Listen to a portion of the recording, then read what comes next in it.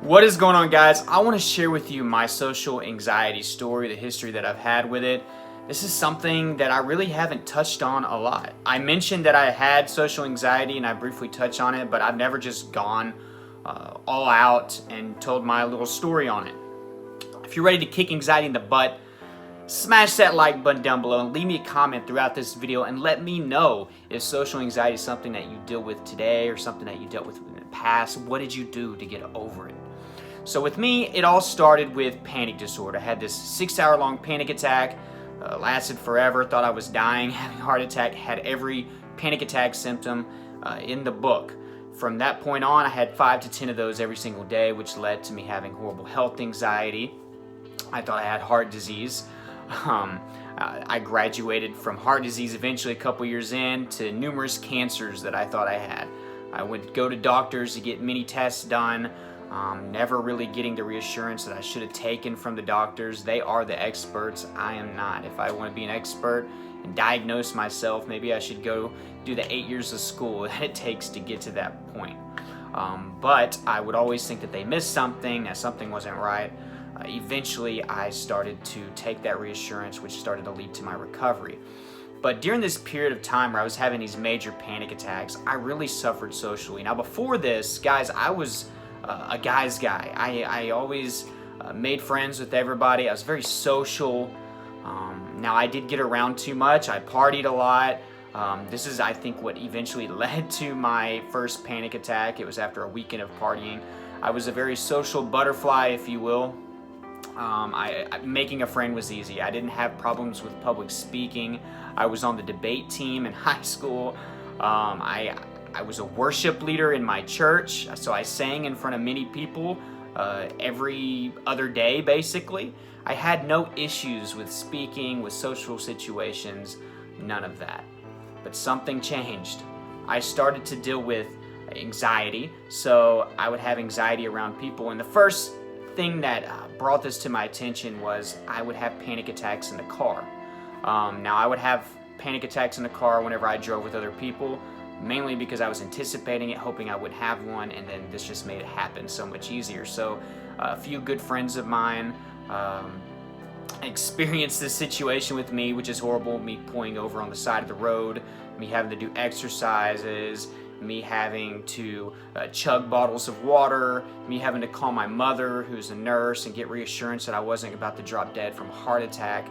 So I had to basically share this experience with my friends, and most people do not understand anxiety disorders. They don't. They understand stress and anxiety, but they don't understand certain disorders like health anxiety, pain disorder. People just don't really get it. Okay, mental awareness is not where it should be, so not a lot of people have education and knowledge or have the heart to give to somebody that deals with this.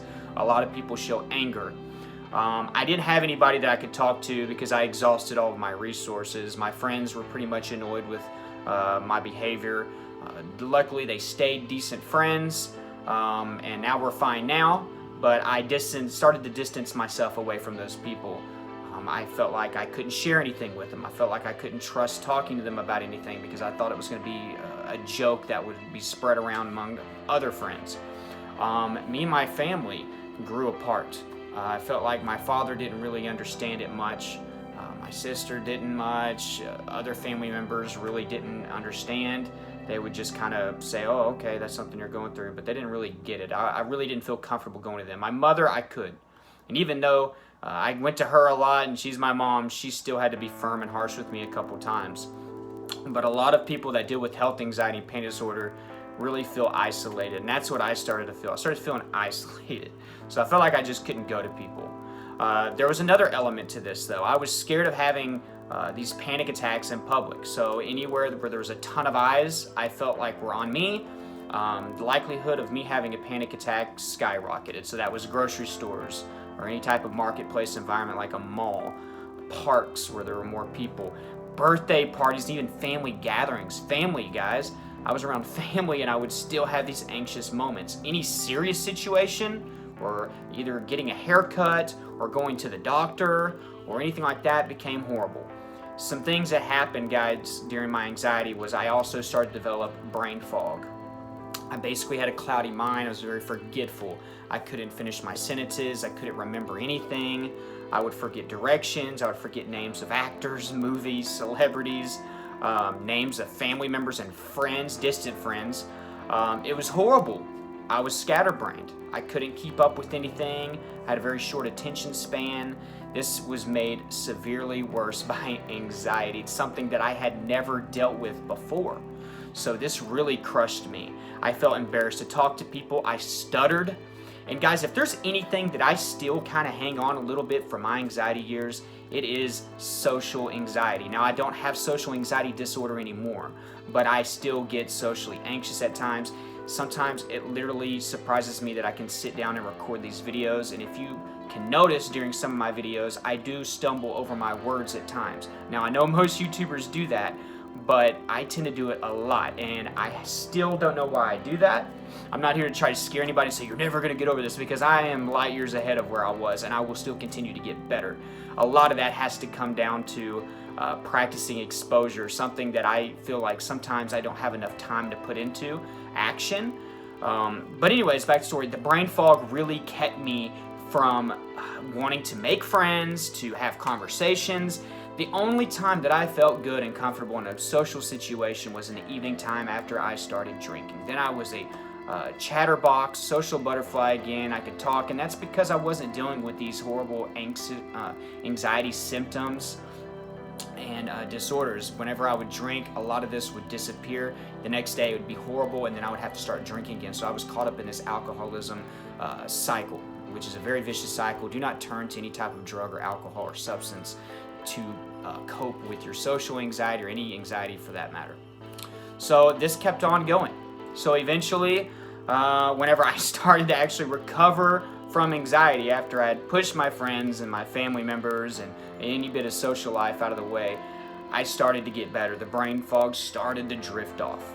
Now, this took a long time. I had many videos on recovering from anxiety, but I will say that I drastically changed my diet, my exercise routine. I started meditating in the mornings and the evenings. I started journaling. I started using positive affirmations. I did CBT on myself. I hustled and grinded, figured out how to do it and how to rewire my brain. I have a video specific on how to rewire your brain, your anxious mind. I will link that video at the end of this. A good video over that. Guys, there's many resources out there. You just have to go after them. Today, I'm much better. I can talk to people. I'm actually able to do something like this YouTube channel. I'm getting better at that every day. If anything that I hold on, guys, I still sometimes stumble over my words. I don't know why. I think it's more so of a mental block or mental habit that I kind of hang on to. I still think I can get better at that if I would just work a little harder at it. The deal is that my job that I work at, I'm very isolated at that job. I'm inside a trailer by myself all day loading, so I don't even have to interact with customers or anything like that. I don't think that helps me so much. I think I need to work on exposure more. I need to get out and go do more things. I love staying at home. I'm a homebody, occasional vacation here and there, but I really need to start getting out and I don't know, just finding activities and groups of people to mingle with. Me and my wife need some like adult friends that are like-minded to come over and visit and hang out, but I got to take action, go out there and actively seek these relationships. So I'm going to get better at that, guys. I'm a lot better than I used to be. I wouldn't label myself as having a social anxiety disorder, but sometimes I still get socially anxious. So guys, if you're struggling with this, you got to find out the root cause of your anxiety.